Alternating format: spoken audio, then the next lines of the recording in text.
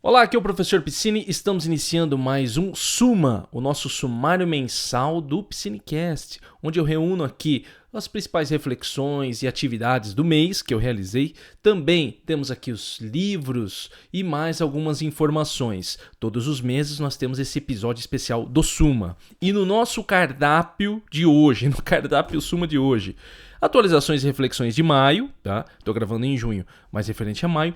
Livros lidos em maio, hoje nós temos uma variedade de livros aqui, lidos em maio. E nos textos selecionados, o primeiro texto vai ser A Ilusão de Ser o Estoico.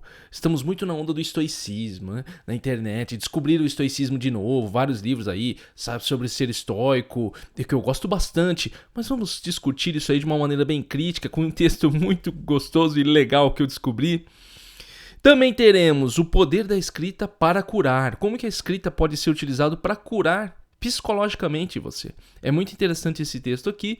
Como usar o celular sem perder a alma. Também será um texto que nós iremos discutir aqui, muito interessante. Como usar o celular sem perder a alma. Acho difícil, mas vamos lá. Vamos à nossa provocação de hoje. E por que acreditamos em mentiras nas redes sociais? Por quê? Por quê? E descobri um texto legal, trouxe aqui para nós discutirmos esse texto. Lembrando que o Suma acontece nas plataformas de áudio e também no YouTube. Você que acompanha, espera aí que goste da nossa jornada deste mês. Vamos lá então, pessoal. Olha o seguinte, atualizações pessoais, profissionais e reflexões de maio. Primeira coisa, eu tô com aquela planilha que eu já falei, a planilha de leitura. Estou adaptando. Eu excluí algumas informações dela só para avisar todos vocês que me ouvem e assistem. A planilha depois ficará lá no site estudareaprender.com. Eu vou disponibilizá-la. Só estou usando ela. Até o final do ano eu quero usar ela, deixar ela no formato bacana, que eu acho que é legal para todos, e vou disponibilizar lá para vocês poderem baixar de graça essa planilha. Tá? Mas eu, por exemplo, uma coisa que eu excluí que tinha na planilha, que a autora da planilha fez, eu já falei no último Piscinecast quem que fez a planilha, relação entre livro comprado e livro lido. Isso pra mim não importa. Eu tenho livros aqui na minha biblioteca, eu não vou mostrar pra vocês que estão até no plástico ainda. Não há essa relação do tipo, eu tenho que comprar o livro e ler. Não, cara, quando você monta uma biblioteca, você na verdade tem uma biblioteca de consulta. Então, por exemplo, eu tenho livros de arte aqui, já comentei isso aqui no Piscinecast. Eu tenho livros de música que eu estou começando a comprar como um catálogo de consulta constante. Então, nem tudo que você compra precisa ler, tá? Nem tudo que você compra precisa ler. Então eu excluí essa parte, porque senão ia ficar... o meu gráfico ia ficar 200 livros comprados e 4 livros lidos por mês. É totalmente discrepante. Então eu resolvi remover essa parte de livros comprados e livros lidos. Beleza, então primeira coisa foi essa. Segunda coisa, quem me acompanha lá no canal do Professor Piscine, no outro canal, nós não temos mais lives lá no canal do Professor Piscine por enquanto, porque eu tô com muitas atividades, o horário tava ruim para fazer a live. Eu vou continuar gravando os vídeos, mas ficou muito ruim para eu sentar e fazer a live. Eu gosto de fazer a live com calma, conversar com todo mundo. Eu acho que uma das funções da live, de vídeos ao vivo, né? Você fala live porque é costume, mas ao vivo, uma das funções dos vídeos ao vivo é a interação. Não só a minha interação com você que me ouve ou assiste, mas também a interação entre os participantes no chat. Às vezes a interação não pode estar acontecendo comigo, mas pode estar acontecendo entre as pessoas. Então, por enquanto, por uma questão de tempo, não farei as lives, mas continuarei respondendo as dúvidas que são deixadas lá no Professor Piscine. Já não sei quem aqui me acompanha, que sabe do meu outro canal, que é o Professor Piscine, voltado para estudo. Teremos lá as perguntas sendo respondidas ou enviadas para o e-mail. Lembrando, o nosso e-mail, contato@estudareaprender.com. É só .com, estudareaprender.com, só isso. Você também que me ouve pode mandar e-mail lá. Você, não sei se você reparou, mas temos agora uma vinheta no Piscinecast. O que você achou dessa vinheta? Gravei, né? Pedi para um profissional fazer lá a voz, né? Bonitinha, ficou. E mudamos os áudios, tá? Quem me ouve, quem assiste não pode ter percebido muita coisa, quem tá no YouTube. Mas quem acompanha pelas plataformas de podcast, mudou o áudio. Eu acho que está mais com uma qualidade melhor e mais confortável para ouvir. O que você achou? Você pode mandar para mim a sua opinião em contato@estudareaprender.com. Manda para mim depois, tá? Ou manda lá nos vídeos do Professor Piscine. Eu não respondo os comentários do Piscinecast, mas eu vejo todos, tá? Temos agora a vinheta, né? Deixar mais profissional agora. Piscinecast aí no nosso segundo, terceiro ano, eu já até me perdi no Piscinecast. Temos uma vinheta bonitinha e rápida, tá? Sem encheção de saco de vocês aí. Esse mês, eu estou me aprofundando muito nas pesquisas e estudos sobre inteligência artificial. Tá? É uma área que eu quero me aprofundar mais. Você sabe que a minha área de pesquisa é a educação e tecnologia. E eu quero entrar na área da inteligência artificial para entender mais quais são os impactos na educação. Eu tenho aprendido muito. Inclusive, alguns livros do mês são desses livros de inteligência artificial que eu li, fora os artigos, sites que eu tenho pesquisado. Em breve, eu vou até trazer alguns desses livros para o Piscinecast. Eu acho que isso é um tema interessante para a gente discutir em Piscinecast, a inteligência artificial. Não que seja algo atual, já se fala em inteligência artificial há muito tempo, mas como está em voga, está todo mundo falando, né? Vamos aproveitar a onda e quem sabe se esse Piscinecast não chega a mais pessoas. Vamos a onda aí. E aí eu tô estudando sobre esse tema. Considero muito relevante, eu acho muito relevante esse tema. Há uma notícia interessante também que eu coloquei aqui. Removi definitivamente os status do meu WhatsApp. Né? O que acontece?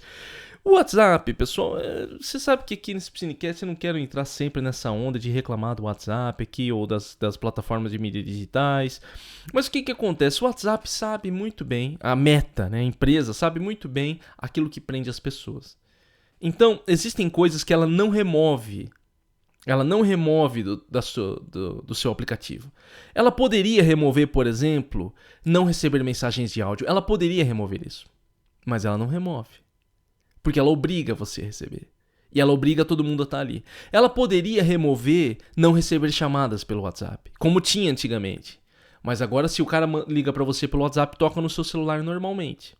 Ela poderia remover. Você entende? Enfim. E uma das coisas que ela, entre aspas, removeu foi os status. O que acontece? Ela remove os status, mas ela deixa lá em silenciados. Só que o que acontece? Ela sabe que as pessoas clicam pra ver. Eu era uma dessas pessoas. Então eu tinha o status, eu ia lá, clicava pra ver. Eu tinha o status, ia lá, clicava pra ver. Eu silenciei todos, eu silenciava todos. Eu ia lá e clicava pra ver os status mesmo silenciados. Entende? Essas empresas sabem disso. Então veja só, agora no vídeo eu tô mostrando como que está a tela do meu WhatsApp. Tá escrito aqui, ó. As atualizações de status não estão disponíveis. O que eu fiz? Eu desincronizei os contatos do WhatsApp. Fui lá nas configurações do iOS, do celular, você vai ter no seu Android, qualquer um, desincronizei. Então, os meus contatos não sincronizam mais. Se eles não sincronizam mais, não tem mais status. Então, agora eu não tenho nem a tentação de clicar lá para ver os status silenciados. Não tenho mais. Eu mesmo não gosto de compartilhar status, então para mim tanto faz. O que muda, e que talvez você faça, o que muda e o que talvez vocês façam, que talvez achem estranho, é que some os contatos. Então você não tem mais os contatos. Eu tenho só os telefones aqui dos contatos e os grupos. Não aparece o nome da pessoa como contato. Mas isso pra mim, eu fiz um teste, eu tô há 2 semanas fazendo esse teste, não mudou nada, eu consigo conversar com todo mundo que preciso, os contatos continuam no meu celular. Vale a pena. Se você é uma pessoa que não quer nada mesmo desse tipo de coisa, vale a pena isso aqui. E se eu descobrir, inclusive vocês que me ouvem, que sabem, descobrir uma forma de não receber mais mensagens de áudio, me avisem. Me avisem. Porque eu não quero... O que eu não quero fazer? Eu não quero só mandar uma mensagem automática do tipo, não recebo mensagem de áudio e tudo. Eu quero que tenha um bloqueio onde a pessoa manda e dê erro ou apareça assim, tipo, essa pessoa não recebe esse tipo de mensagem. O que pode ser feito, mas eu não tô sem tempo e dá um trabalho. Uma coisa que dá muito trabalho, dá pra fazer, mas dá muito trabalho, eu não quero. É voltar pro WhatsApp da versão 1. Primeira versão do WhatsApp. Você pode pegar e instalar ele, a versão antiga. Que é aquela versão antiga que não tinha nada disso. Então, a pessoa manda alguma coisa, você não recebe nem figurinha. Eu não sei, sabe? Eu também não gosto de figurinha, eu não gosto de muita coisa. Vamos lá. Enfim, espero que você goste dessa dica. Qualquer coisa, dá uma pesquisada, mas vai nisso aí. Desincronize os seus contatos com o seu WhatsApp e vai sumir os status. Vai sumir, cara. Você não vai ter nem aquela opção de silenciar. Tá? Não vai ter nem a opção de silenciar. Que aquilo lá é uma grande patifaria. É igual o silenciar do Instagram. O silenciar do Instagram era assim... eu silenciei os stories do Instagram e ficava lá a figurinha das pessoas apagada. Mas tava lá, pô. Você só clicar. Você entende? Não faz sentido. E eles sabem que não dá para deixar totalmente controlável esses aplicativos. E por último, eu quero até comentar com vocês. Ontem eu tô fazendo uma maratona. De vez em quando eu faço uma maratona de programas antigos. Eu tô fazendo uma maratona do Provocações, do Abujanra, programa Provocações.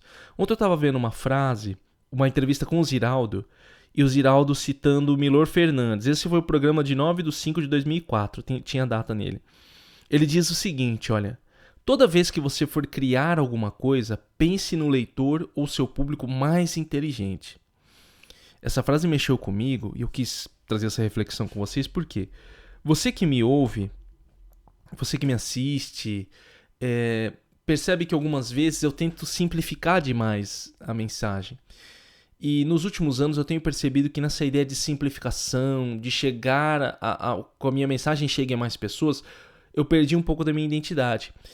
Aquilo que eu comecei, por exemplo, com o projeto Estudar e Aprender, de uma forma muito científica, que é a minha maneira de abordar, de uma maneira simples, mas com as minhas teorias, trabalhando de uma maneira científica, uma abordagem bem mais direta. Depois que eu fui para os vídeos, eu comecei assim, aí fui me perdendo. Eu fui tentando encontrar uma fórmula que se encaixasse melhor para as pessoas. E eu acho que esse não é o ponto. Inclusive no próprio Piscinecast, às vezes no Piscinecast aqui com vocês, eu quero trazer, por exemplo, um livro que é um livro mais aprofundado. E aí eu fico, cara, mas será que Piscinecast? Será que esse livro funcionaria no Piscinecast? E o ponto é esse. Eu acho que o Piscinecast... Agora eu estou fazendo aqui uma autorreflexão junto com você. O Piscinecast, ele é um pedaço de mim. Tanto que ele é Piscine. Meu nome, eu pus meu nome no negócio. Então, a minha mente, ela é uma mente curiosa no sentido de aprendizado. De muitas coisas. Vocês não têm ideia das coisas que eu gostaria de escrever. Eu gosto desde música, cinema, arte, literatura. Agora eu tô fazendo pedagogia, tô descobrindo um monte de coisa na área da educação. História, filosofia. A minha lista de favoritos de sites aqui tem um monte. Tecnologia. Eu tenho que me controlar para não ter que ficar perdendo meu tempo, entre aspas aqui, o perder tempo, fazendo coisas que não vão render, por exemplo, um conteúdo no Piscinecast ou no meu site. Por exemplo, eu vejo muita música. Às vezes eu fico entre horas e horas em blogs de música, vendo pesquisa, músicos, como que era produzido tal coisa. Alguns anos atrás, quando eu era jovem, eu tava pesquisando, por exemplo, fabricação de guitarras, acústica em guitarras. Olha que coisa, cara. Então, o que eu tenho que entender? Agora dei uma viajada. Tudo bem, eu não posso trazer tudo aqui no Piscinecast. O Piscinecast viraria uma maçaroca. Mas eu posso trazer alguns livros que tenham uma reflexão interessante e aprofundada para você. Entendeu? Porque eu tenho que ver você que me assiste, você que me ouve, como uma pessoa inteligente e interessada pelos mesmos temas que eu. Eu acredito que quem está aqui no Piscinecast tem essa ideia de lições de livros mais diversos. A ideia aqui não é a gente ficar falando sempre da mesma coisa, sempre de desenvolvimento pessoal, sempre de filosofia, sempre de estoicismo. Não, cara. É trazer um livro de filosofia, é trazer um livro criticando a própria filosofia. Nós trouxemos aqui, por exemplo, um livro sobre a Sociedade do Espetáculo, do Vargas Llosa, que é um autor conservador. Trouxemos aqui, por exemplo, A Sociedade do Cansaço, do Byung-Chul Han, que é um autor materialista, marxista materialista. Então você veja, a ideia é esse confronto de ideias para enriquecer a nossa visão da vida. Essas lições de livros, elas não podem ser somente bobeira, simplesmente bobeira. No último Piscinecast eu falei, por exemplo, das leis do poder. Eu falei de uma forma um pouco irônica, mas eu acho aquele livro interessante para a gente observar, por exemplo, situações no nosso cotidiano onde muitas vezes as pessoas aplicam essas estratégias para tentar ludibriar e enganar a gente. Inclusive até para o nosso dia a dia, aprender a lidar melhor com as pessoas. O livro que nós temos aqui no Piscinecast, Como Fazer Amigos e Influenciar Pessoas, que é do Dale Carnegie, é um livro que ajuda você a agir socialmente, não manipular os outros, mas compreender que em alguns momentos da sua vida você deverá aprender a se adequar. Entendeu? A se adequar. E se você não quiser, que você tenha consciência. Eu não quero. Eu não quero ter que fazer algo só para agradar, digamos que seja a sua opinião. Beleza, mas que você faça isso com consciência. Então essa frase me provocou nesse sentido de pensar que você que me ouve, que me assiste, também tem essa visão. Tá? E eu vou partir mais para essa visão aqui no Psinecast a partir de agora. A minha recomendação... Psinecast não é campeão de audiência, eu sou grato a quem ouve aqui. Eu não quero expulsar as 10 pessoas que ouvem esse Psinecast aqui. Por favor, você que me ouve, não vá embora, tá? Agora escutando o que eu falei. Vamos lá, vamos permitir aí uma maior reflexão. Certo, pessoal? Então, olha aqui, essas são as nossas atualizações e reflexões de maio. Vamos agora para os nossos livros lidos em maio. Primeiro livro, lógico, eu já havia falado da última vez, né, que eu estava começando a ler esse livro, estava terminando ele, que é A Arte da Procrastinação, do John Perry. Esse livro eu recomendo, você que é interessado na temática procrastinação, esse livro vai te mostrar uma nova visão de como lidar com a procrastinação, como vencer a procrastinação. Acredito que muitos livros científicos, filosóficos, quando falam em produtividade e procrastinação, eles já têm um caminho muito bem definido, tanto em termos de ciência do cérebro e da mente, como táticas e estratégias. Esse livro do John Perry faz uma provocação diferente. Ele mostra um outro viés. Como que você pode fazer mais procrastinando? Como aceitar a procrastinação na sua vida? E ele é um autor muito bom, é muito irônico, eu gosto de autor assim. O livro, principalmente assim, eu não acho que ele é um livro prático. No final das contas, ele não se torna um livro prático, mas ele ajuda você a se compreender melhor. Ele ajuda você a se compreender melhor. Ele ajuda você a perceber o que você pode fazer para realizar as coisas, mesmo sendo um procrastinador. Um livro curto, um livro simples. A Arte da Procrastinação, do John Perry, vale a pena você ler se você tem interesse pela temática de procrastinação e quer vencer a procrastinação, só que com uma visão aqui diferenciada, uma visão divertida, e que vale a pena a leitura, tá? Lembrando que todos os livros que eu indicar aqui estão disponíveis na descrição do podcast, seja no vídeo, seja no áudio. Outro livro lido, Fernão Capelo Gaivota, do Richard Bach. Eu sempre ouvi falar desse livro, eu estava há um tempo para ler esse livro. Li o livro, li uma sentada só, foi um dia só para ler esse livro, ele é muito simples. Confesso que não me chamou muito a atenção. Eu não sei, sabe? O livro ele vai na mesma proposta, por exemplo, da ideia do alquimista, da profecia celestina, do maior vendedor do mundo, do Og Mandino. Ou seja, é uma história simples, como uma metáfora para um tema espiritualista da nova era. Esse é um livro dos anos 70, então estava muito na ideia dessa espiritualidade da nova era, focalizada no Zen. Tá? Vocês sabem que aqui no Psinecast eu trago muitos livros da temática Zen, mais no sentido do aqui e agora, né? De você se concentrar no aqui e agora. Nós temos até o Psinecast do Poder do Agora, que é um livro fantástico, eu acho excelente sobre essa temática. Mas eu não sei, cara, se eu não tô mais nessa pegada desses livros. Eu li o Alquimista, eu li a Profecia Celestina, eu escutei o audiolivro da Profecia Celestina, li o livro da Profecia Celestina, li o livro do Alquimista, li o Vendedor do Mundo, do Og Mandino. Eu não sei, eu já tô meio cansado desses livros. Talvez você que não é um leitor tão acostumado, vale a pena esse livro para te dar uma visão bem prática do Zen Budismo. Tá? Uma visão assim filosófica que o autor coloca. Ele é bem simples, tá? Não é um livro que eu gostei, mas eu deixei aqui como indicação para quem gosta. Eu acho que para quem gosta, inclusive talvez eu esteja falando isso agora, alguém que leu esse livro falou: meu Deus, professor Piscina, eu adoro esse livro. Ótimo, que bom que você gosta, é assim que é a vida, tá? Você gosta de uma coisa, eu gosto de outra.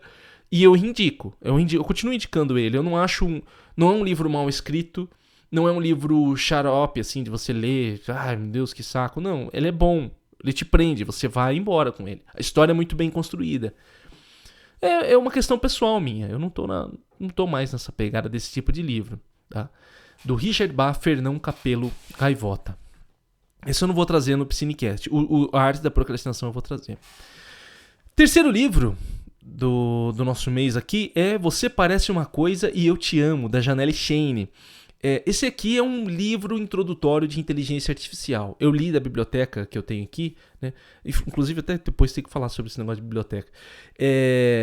Ele é um excelente livro introdutório para inteligência artificial. É o melhor. Se você quer entender um pouco alguns aspectos da inteligência artificial, se ela vai dominar o mundo, se o mundo vai acabar, se não vai ter mais emprego, esse é o melhor livro para você começar.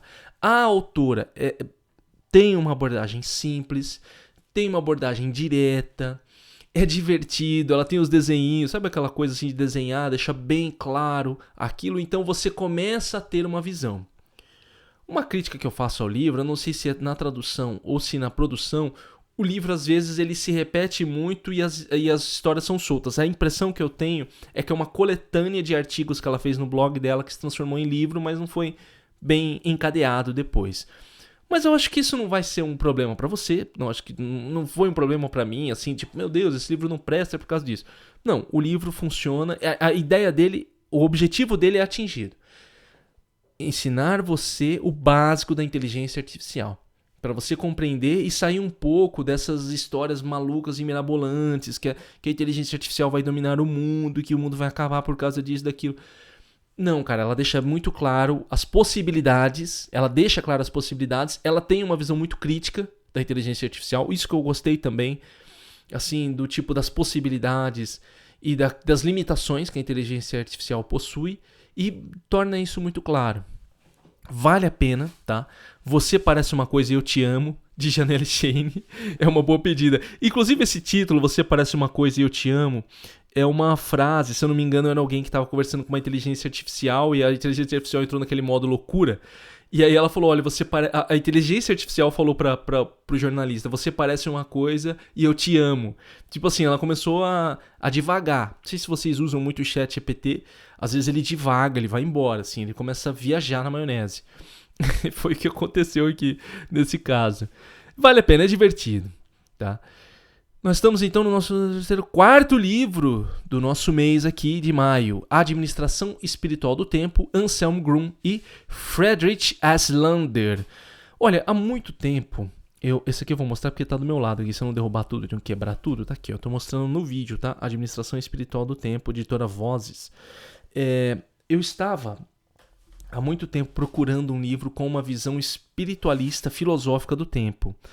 No meu tempo da faculdade, durante a minha escrita do TCC, eu li o livro No Ritmo dos Monges, como o meu TCC foi em volta do monasticismo ocidental, da construção do monasticismo ocidental. E eu vi um livro do Anselm Grun, No Ritmo dos Monges, onde ele dava uma abordagem filosófica do tempo. Eu li um pedacinho daquele livro porque eu estava produzindo meu TCC, não deu para ler ele inteiro, e eu tenho que comprar esse livro num sebo, porque eu não estou encontrando, e aí eu queria ler um livro novamente disso. Fui no sebo esses dias não, ano passado.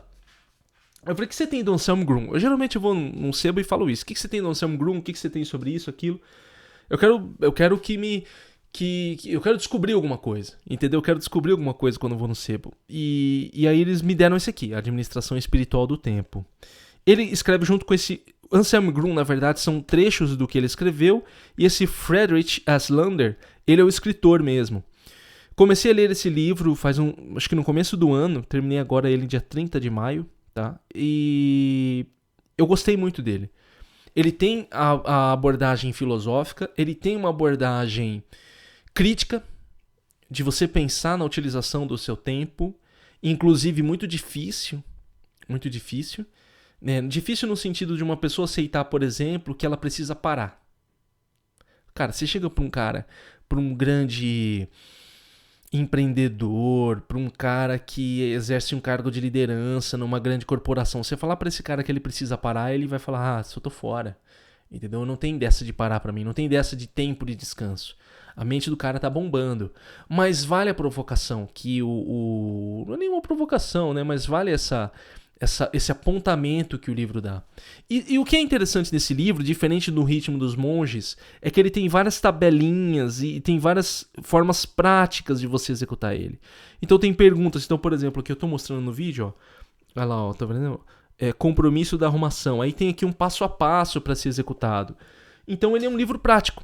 Ele não se tornou um livro muito hermético ou um livro, sabe, que fica falando coisas que ninguém entende. Não, cara, ele se torna um livro prático. E a abordagem dele é espiritualista, porque ele fala que é espiritualista, mas ele trabalha com vários vieses religiosos. Hinduísmo, zen budismo, catolicismo. E o que seria o cristianismo, mas aqui, como o Anselmo Graham católico, vai para o catolicismo. E essa abordagem religiosa é boa também. Então, para quem gosta dessa temática, tem uma justificativa, entendeu? Para você aprender a lidar no ritmo. Porque a ideia é essa, ritmo. E é uma coisa que eu gosto bastante de trabalhar com ritmo. Tanto que o meu método de estudo, ele envolve ritmo, entendeu? Dentro de um ritmo que a pessoa precisa viver. Para quem eu recomendo esse livro, tá? Para quem que eu recomendo esse livro? Ele é um livro longo, apesar de ser um livro de autoajuda. Pode ser caracterizado, tem um termo mais bonito agora, desenvolvimento pessoal, não é autoajuda, desenvolvimento pessoal. Então esse livro é um livro de desenvolvimento pessoal, ele é longo para um livro de desenvolvimento pessoal, ele tem 258 páginas, assim, bem escritas, não tem tanto espaçamento, mas como tem muitas tabelas, dá até para passar. É muita recomendação de literatura, coisa que eu adoro em livro com recomendação de literatura. Vale a pena. Você gosta da temática espiritualista e quer utilizar ela na sua produtividade? Esse livro vai ser muito útil para você. Teremos um Piscinecast sobre esse livro, tá? Nós teremos, talvez até uma série sobre esse livro aqui. Eu acho que vale a pena uma série sobre ele, tá? E por último, mais um livro de inteligência artificial do Ben Coppin. Esse já é mais denso, tá? Eu recomendo uma leitura como essa do Ben Coppin depois de você ler um livro como o da Janelle Shen, que foi o que eu fiz. Então eu peguei o básico para entender, né? Porque eu não sou da área da tecnologia, não entendo absolutamente nada. Então eu peguei o básico no livro da Janelle Shen e depois eu fui para um mais aprofundado do Ben Coppin. E ali ele vai destrinchar a forma como a inteligência artificial funciona. É um livro denso, é um livro de consulta, é um livro acadêmico. Mas eu vou indicar, se você quer se aprofundar, vale a pena esse livro aqui. Tá? A inteligência artificial do Ben Coppin, muito detalhado, ele vai trabalhando desde como a inteligência artificial funciona, como ela raciocina, como ela processa os dados, como que esses dados são entregues, limitações, possibilidades, teorias por trás. Tem muita referência teórica, referências na área da psicologia, na área do raciocínio, que são utilizados dentro da inteligência artificial, e ali você começa a perceber que a coisa não é tão simples como colocam. A inteligência artificial não está tão próxima assim de dominar o mundo como todo mundo diz. Ali você percebe que tem muita coisa para ser resolvida ainda, principalmente na maneira como a inteligência artificial resolve um problema. Inclusive o próprio conceito de inteligência artificial, que não é muito certo entre os pesquisadores. Desde o livro da Janelle Shen, que é um livro simples, ela simplifica ao máximo para entregar um significado, até esse livro do Ben Coppin, não é claro o que é inteligência artificial. E é uma briga até com o próprio termo, porque quando a gente fala em inteligência artificial, muita gente fala, mas isso não é inteligência, né? Os teóricos, os filósofos. E os pesquisadores nessa área, eles têm consciência disso. Eles utilizam o termo inteligência artificial mais no sentido de compreender um objetivo, resolução de alguma determinada atividade para entregar um resultado que você busca com essa inteligência artificial. Entende? Olha que coisa interessante. Eu aprendendo demais, estou aprendendo demais. Acho que esse é um livro de consulta, eu voltarei a ele com certeza para estudar um pouco mais. E se você tem interesse por essa temática, vale a pena Inteligência Artificial do Ben Coppin. Inclusive, é esse livro e um outro livro, eu estou buscando aqui na biblioteca agora, porque me lembrei disso agora, vou pegar para você, que é o grande livro da inteligência artificial, o mais de todos, assim, o básico que eu vi que é o grande de todos, é a inteligência artificial uma abordagem moderna, que é do Stuart Russell e do Peter Norvig. Esse é o grande livro, tá, da inteligência artificial. Mas esse do Ben Coppin também. Esse do Ben Coppin seria, se eu fosse colocar, seria o básico, Você Parece Uma Coisa, Eu Te Amo, da Janelle Shen. Intermediário, Inteligência Artificial, do Ben Coppin. E por último, Inteligência Artificial, uma abordagem moderna nível ultra, assim, de especificidade, de científico, para trabalhar mais com ele. Tá? Vale a pena também esses livros. Esses Então foram os livros lidos em maio, tá? Arte da Procrastinação, Fernando Capello Gaivota, Você Parece Uma Coisa, Eu Te Amo, Administração Espiritual do Tempo e Inteligência Artificial do Ben Coppin, todos os links disponíveis embaixo do vídeo e na descrição do podcast, se você estiver ouvindo por áudio. Vamos para os artigos e textos do mês, tá? Vamos começar aqui com o nosso primeiro texto, A Ilusão de Ser um Estoico. O texto tem o título original de Como Não Ser um Filósofo, tá? Como a arte de não ser um filósofo, uma coisa assim. Eu gostei mais de A Ilusão de Ser um Estoico. Eu acho que tem mais a ver com o tema atual, sabe? De estoicismo. Hoje em dia se fala muito em estoicismo. Eu tenho que ser estoico. Eu tenho que ser desse jeito. O estoicismo, eu não sei o que e tal. E eu tô lendo um livro chamado do Erasmo de Roterdã. Meu Deus, me fugiu o nome do livro. Elogio à Loucura. Elogio à Loucura do Erasmo de Roterdã. Nesse livro, ele dá uma alfinetada nos estoicos. Ele fala que os estoicos são chatos, eles não sabem viver a vida. E eu acho interessante isso, por quê? Porque às vezes nós discutimos estoicismo e as pessoas elas levam tudo muito a ferro e fogo. Sabe? Não, tem que ser desse jeito. A coisa tem que acontecer desse jeito. E esse texto, que é do Robert Linde e foi traduzido por Desidério Murcho lá no site Crítica, que eu peguei aqui para trazer para o nosso Piscinecast, mostra um outro viés. Ele vai mostrar que o estoicismo como uma proposta pode não ser factível no seu dia a dia. É muito lindo, mas às vezes não acontece. Olha o que ele coloca aqui, ó.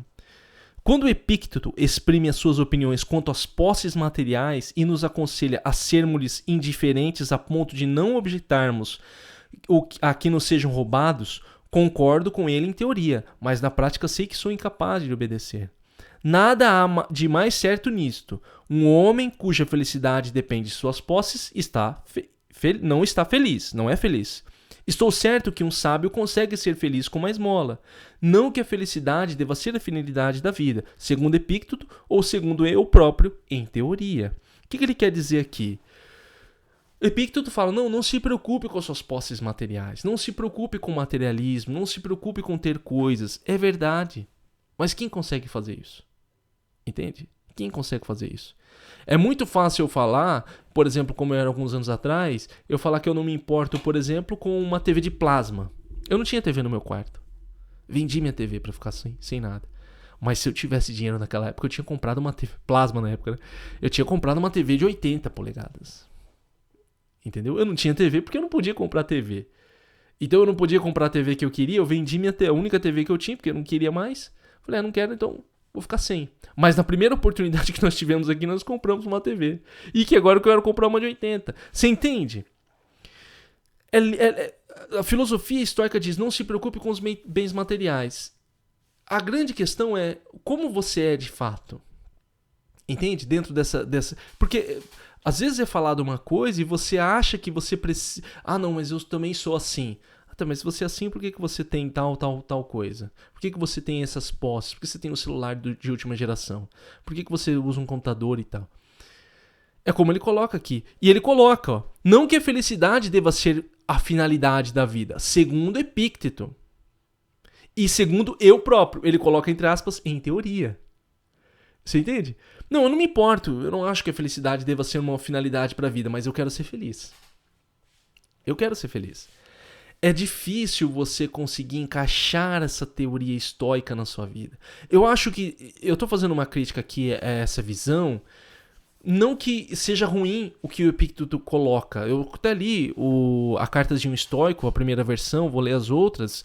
Não é que é ruim a maneira como ele coloca. É uma reflexão, mas algumas coisas você está disposto ou não a colocar em prática. Olha o que ele diz aqui, o autor. A verdade é que quase toda a gente concorda que homens como Sócrates e Epícteto tinham razão na sua indiferença às coisas externas. Até homens que ganham 10 mil libras por ano e que trabalham para ganhar ainda mais o admitiriam. Contudo, apesar de o admitirmos, a maior parte das pessoas ficaria alarmada se um dos seus mais queridos amigos começasse a pôr a filosofia de Epícteto em prática, demasiado literalmente. O que consideramos sabedoria em Epícteto, vemos como loucura num conhecido. Entende? Olha só, Ah, não, mas você não se preocupe com as suas posses, não deixe que nada domine a sua mente. Eu tenho vários conteúdos aqui do Epícteto e de estoicismo nesse canal, e que eu acho muito válido. Só que cabe aqui uma crítica, uma reflexão do tipo isso. Se alguém coloca em prática as lições de Epícteto hoje, como nós pensamos sobre essa pessoa? Um louco, né? É um louco. Pega o próprio São Francisco de Assis. Se existisse um São Francisco de Assis hoje, largando mão de tudo, larguei mão de tudo e vou viver pelos pobres. O cara ia falar, cara, você é doido. Você é louco. O que você está fazendo da sua vida? Entende? Você tá entrando numa loucura. Você está abrindo mão de tudo.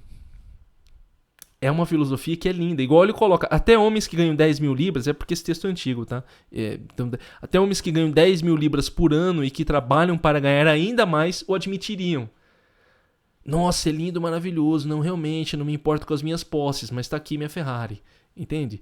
Essas são coisas que nós temos que pensar o que nós estamos dispostos, inclusive, a colocar em prática dessas filosofias estoicas, dessas filosofias gregas, romanas, daquilo que a gente escuta, inclusive daquilo que a gente escuta dentro da própria religião.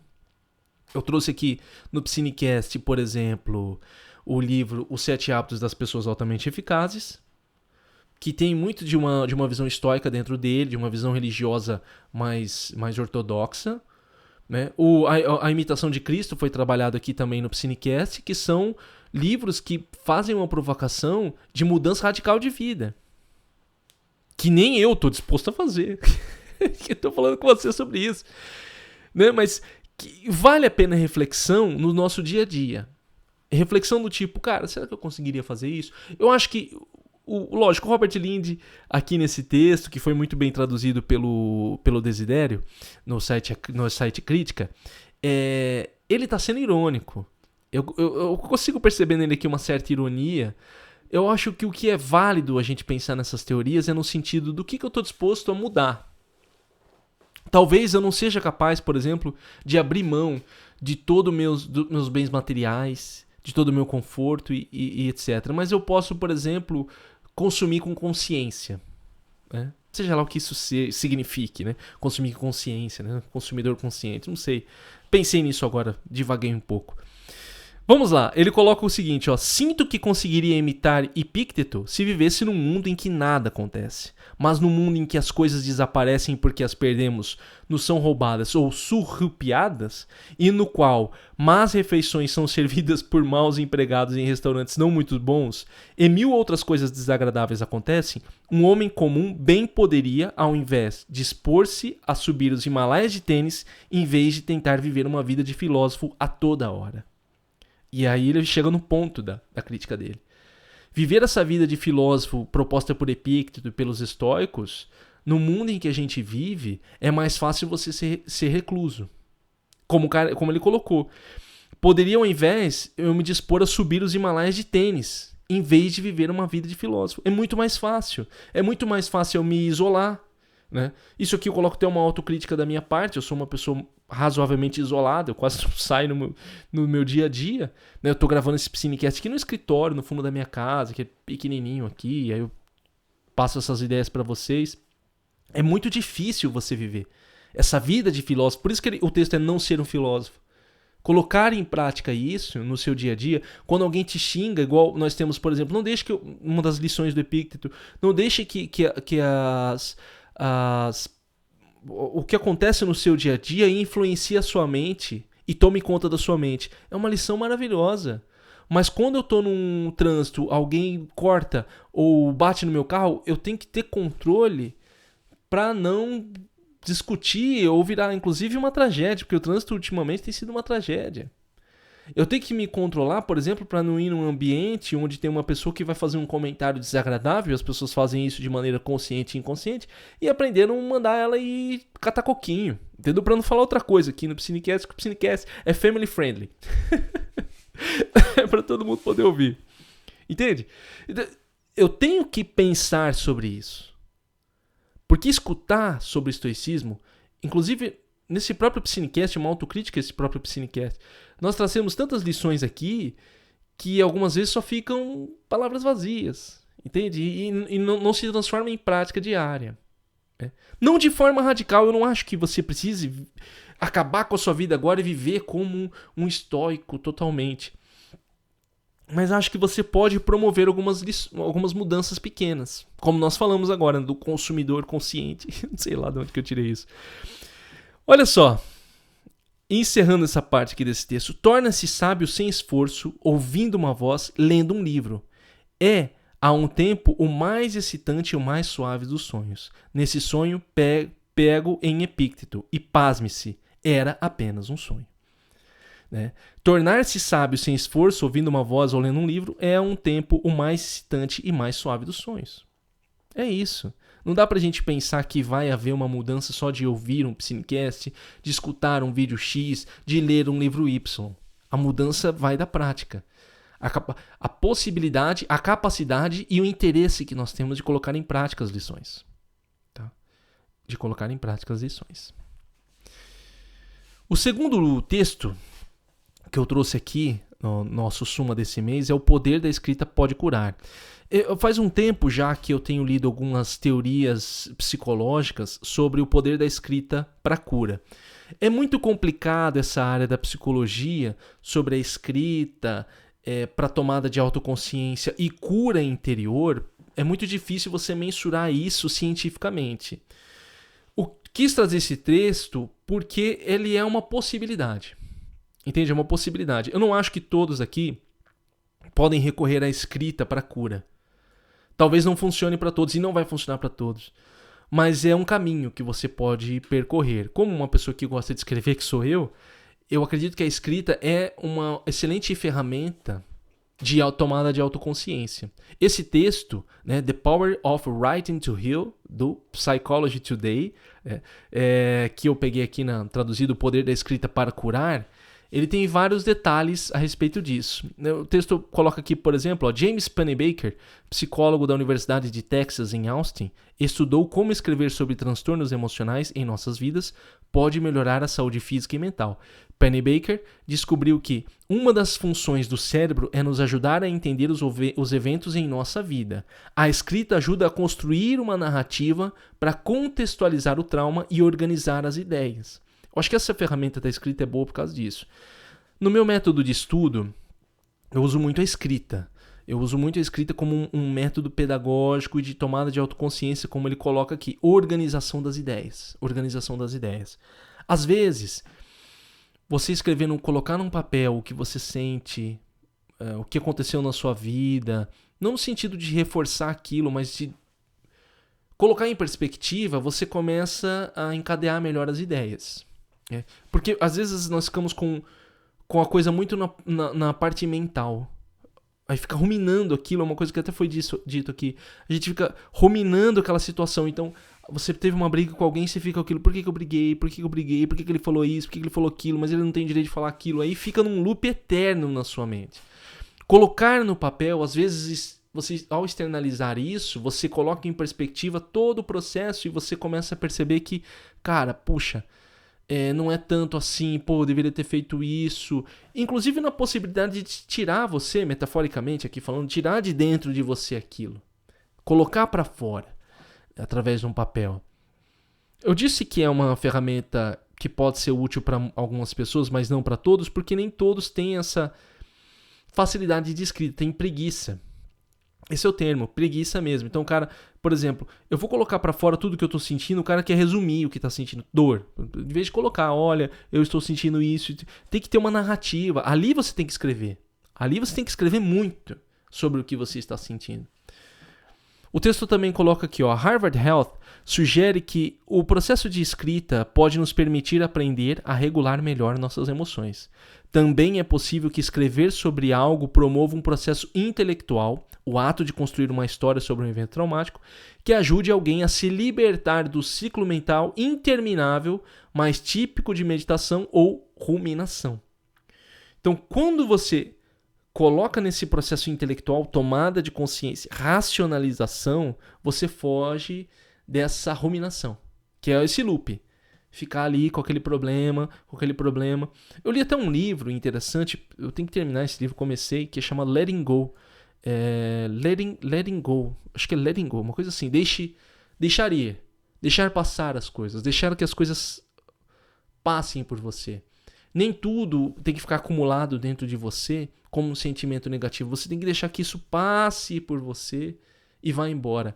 A proposta do livro é interessante, apesar do autor estar promovendo lá a religião dele maluca lá, mas assim, a ideia que ele coloca de uma vez que aquele sentimento está dentro de você, não adianta você guardar esse sentimento, não adianta você bloquear ele, porque isso gera algum tipo de neurose, como o Freud dizia, né?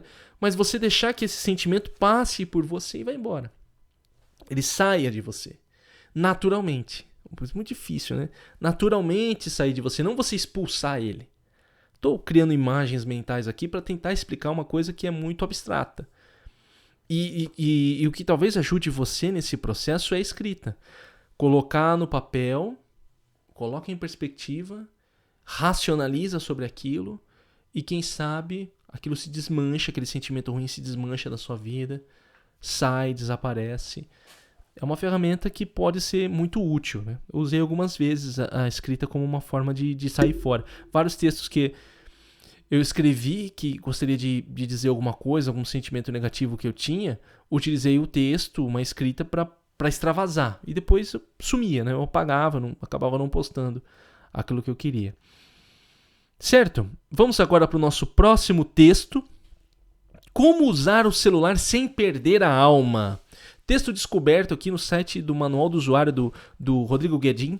Ele postou esse texto, que é um texto de um outro site, que é How to Steer Your Phone Without Losing Your Soul. Olha, que eu traduzi aqui, né? Como usar o celular sem perder a alma.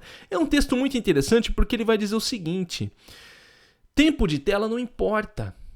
Os smartphones colocam aqui, por exemplo, se você for numa mídia digital, Instagram, YouTube, tem lá quanto tempo de tela você usou. O próprio iPhone tem aqui, quanto tempo de tela eu usei ele.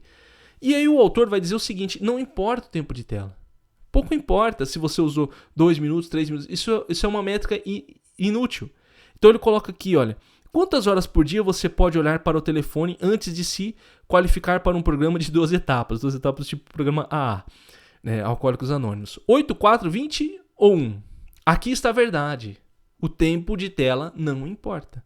Não é sobre o quanto você usa o seu telefone. É sobre se o seu telefone é um vampiro carente e sugador de atenção. Eu gostei dessa imagem mental que ele criou. O seu telefone é um vampiro. Eu não acho que ele é um vampiro carente. Eu acho que nós somos carentes. Mas ele é um vampiro sugador de atenção. Ele é um vampiro. Eu sou muito radical aqui com smartphones e telefones e celulares aqui nesse Piscinecast. Quem já é antigo já sabe. Eu vou manter o meu posicionamento. O vampiro não. O seu celular é um vampiro sugador.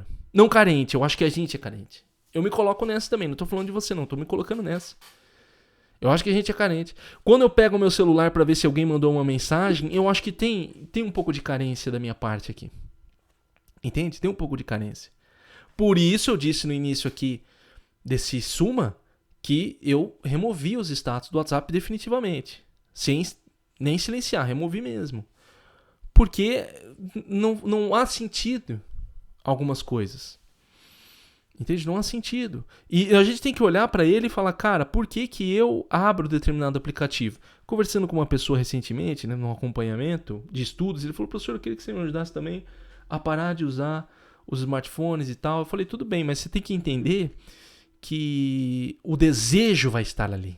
O desejo, por quê? Porque essas ferramentas, elas criam o desejo, elas enraizam o desejo na sua mente, no seu cérebro, e é difícil você desconectar desse desejo. O desejo de acompanhar algo. Você não sabe o quê? Você não sabe o que você quer ver, você não sabe o que é, mas você precisa ver algo ali. Saber sobre algo, descobrir algo, ter alguma informação. Aí ele coloca o seguinte, olha. Por que é esperado essa ideia de tempo de tela? É uma estratégia para dizer que estão fazendo alguma coisa. Ah, olha, nós do Instagram estamos preocupados com o seu uso de tela, então nós estamos medindo quanto tempo você fica no Instagram. E daí, cara? Agora eu coloco aqui, ó, uma empresa de tecnologia tentando controlar quanto você usa seu dispositivo é como um fabricante de bebidas ajudando você a rastrear quanta bebida você deve beber. Claro, eles querem mantê-lo vivo, afinal você é um consumidor e deve estar por perto para consumir. Entende? Não, olha, nós aqui estamos preocupados com o seu uso do celular, tá? Estamos medindo quanto tempo você está usando. Por favor, use somente umas 2 a 3 horas por dia, porque mais que isso é exagero. Já deu tempo de você ver as propagandas que eles queriam, já deu tempo de você consumir o que eles queriam, então agora você pode, né? E continue vivo, porque ninguém quer você doido, né? Ninguém quer que você perca a sua sanidade, porque nós queremos que você continue assistindo, consumindo, seja o que for que essas redes promovem. É uma grande falácia. É uma grande falácia. E aí o autor coloca aqui, ó, pergunte a si mesmo, seu telefone é um assistente útil ou um chefe exigente? Ele está te ajudando ou ele está te atrapalhando? Eu já cheguei à conclusão há muito tempo atrás, tem vários Psinecasts que eu falo sobre isso, que meu telefone, eu estou tentando agora trazer ele para uma utilidade. Mas durante muito tempo ele foi um chefe exigente. Me sugou a vida. E você tem que se questionar, cara. Você tem que se questionar. Para que serve o seu telefone? Ele coloca aqui, ó, vá em frente e gaste 4 horas em um aplicativo. Apenas certifique-se de que você que decidiu e que sente que essas 4 horas são uma vida bem gasta. A crítica que nós fazemos aqui é que você tome a decisão. E como nós já falamos no Psinecast do minimalismo digital, no Psinecast do como eu deixei de usar as redes sociais, tudo é partido da sua decisão de uso. Tudo começa com a sua decisão de uso. Se você fala que ficar nas redes sociais para você não é problema algum, faça. Faça. Fique. Se você não tem a consciência de que está fazendo mal, e talvez não esteja mesmo, não vou nem dizer que está fazendo mal, né? Para não falarem que eu estou exagerado, tudo bem. Faça. A vida é sua. A grande questão é você não ter consciência disso. Entendeu? Não, olha, eu vou usar... Porque eu acho uma bobagem essa coisa. Eu vou usar 10 minutos de rede social por dia só pra ver uma coisinha. Cara, a ferramenta é criada pra te prender. Um minuto que você entra pra ela te prender. Pense nisso, tá? Pense nisso. Vamos aqui para o nosso último texto. Por que acreditamos em mentiras nas redes sociais? Esse é um texto muito interessante que está disponível no... Oh, meu Deus, me fugiu o site aqui. Por que acreditamos nas redes sociais? Estado da Arte, do Estadão. Lógico, né? Estadão, querendo falar de mentiras nas redes sociais, tem um interesse. Mas vamos lá. Por que acreditamos nas mentiras das redes sociais? É um texto bem denso, ele começa com toda a parte histórica, biológica do cérebro. E ele vai querer dizer o seguinte, que parte da crença em mentiras nas redes sociais está associada ao nosso cérebro. Porque o nosso cérebro ele vem de um processo de evolução onde era muito importante você ter a confiança social para se manter vivo. Então ele diz, por exemplo, uma das características do cérebro é o viés de confirmação, que é a tendência natural de prestar atenção e considerar opiniões que concordam com o que já pensamos ou acreditamos, e desconsiderar aquelas que são contrárias. Em 1844, o Arthur Schopenhauer, em seu livro O Mundo como Vontade de Representação, escreveu assim: uma hipótese adotada nos dá olhos de lince para tudo que confirme e nos cega para tudo que a contradiz. Então nós temos essa característica no cérebro que é o viés da confirmação. Eu quero ouvir coisas sobre o que eu acredito. Eu não gosto do governo, então vai vir... Eu vou só acreditar naquilo. Eu gosto do governo, então eu só vou gostar daquilo. Eu tô falando de governo porque foi o grande lance da fake news. Mas, por exemplo, eu não acredito na ciência, então eu só vou receber aquilo. Eu acredito que a Terra é plana, então eu só vou acreditar em quem eu vi. Eu acredito que o ET, não sei o que, vai vir só aquilo pra mim. E eu vou atrás daquilo. E tudo vai me dando justificativa, porque justificativa não falta no mundo. Não falta, cara, não falta. Assim, a pessoa consegue fazer um malabarismo narrativo e consegue explicar algo pra você e você fala, é verdade, tem muito a ver com o que eu penso. Entende? Por isso que a gente fala em bolha. Nós não estamos mais expostos a opiniões contrárias e quando estamos, nós não estamos aceitando a sua opinião contrária. Entende? É uma preocupação, inclusive, nesse próprio Psinecast, de trazer ideias contrárias aqui para que a gente pense e reflita, não para que você concorde com todos os livros que nós tratamos aqui, mas para que você pense nas suas ações da sua própria vida. Falei disso no início aqui desse Suma. Olha só, a mídia social tende a amplificar o viés de confirmação, a ponto de mentiras flagrantes parecerem incríveis. É fake, mas é verdade. Essa frase sem sentido torna-se plausível. Isso ocorre em parte porque as redes sociais digitais concentram pessoas com as mesmas afinidades que pensam igual, ampliando assim o viés de confirmação por meio da falsa impressão de que todo mundo pensa assim. Todos acreditam naquela informação. Além disso, dependendo da mídia social, há a ação do algoritmo direcionando informações que são congruentes com as crenças do usuário, amplificando desta forma o viés de confirmação. Antes, se eu acreditasse numa bobagem, eu estava sozinho. Eu falava com alguém na rua, o cara falava, ai cara, você é louco, entendeu? Você é doido, você tá falando. Agora eu tenho um grupo. A maior bobagem que eu acreditar, por exemplo, olha, esse marca-página aqui é Alien. Se eu for no Facebook agora, ou em alguma mídia social, eu vou encontrar lá, grupo dos marcadores de página Alien. Vai ter, porque não há mais limites. E ali eu consigo encontrar pessoas que pensam igual e vou falar, você tá vendo, eu não estou sozinho.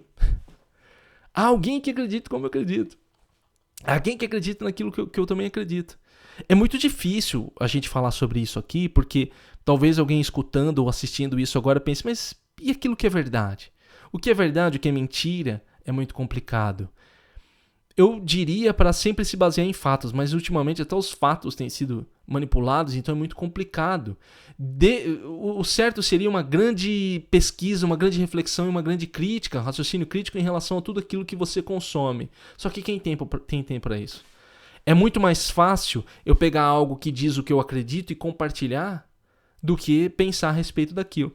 Uma bobagem que eu vi, por exemplo, no tempo das eleições, o cara falando dos debates, falando uma coisa absolutamente ridícula. A escola é feita para ensinar a ler, para ensinar a escrever, para o aluno sair... Cara, isso é óbvio. Aí eu vi numa rede social, alguém compartilhando aquilo falou, isso é verdade. Meu Deus, mas precisava compartilhar alguma coisa para falar uma coisa óbvia. Entende? As pessoas precisam disso. Né? As pessoas precisam dessa coisa para dizer, eu não estou sozinho. Eu não estou sozinho naquilo que eu acredito. Eu não estou sozinho. Então ele coloca aqui, portanto, não é de surpreender que o aspecto mais popular e atraente da revolução digital seja a mídia social. As pessoas são sociais. Por essa razão, as mídias sociais digitais invadem, como cavalo de Troia, sistemas cerebrais que desenvolveram para promover, sinalizar recompensas por meio da conexão social, sequestrando esse sistema, desviando dos verdadeiros objetivos de socialização para o qual eles originalmente evoluíram. Agora veja, esse texto do site, da coluna Estado da Arte, ele está muito bem feito. Só que é lógico que atendendo aqui ao que o Estadão, né, e a mídia tradicional às vezes quer, que é um outro problema. Você entende? Por exemplo, então se sair das mídias digitais, a notícia ela volta para os meios tradicionais de notícia, que eram as grandes corporações, que também é outro problema.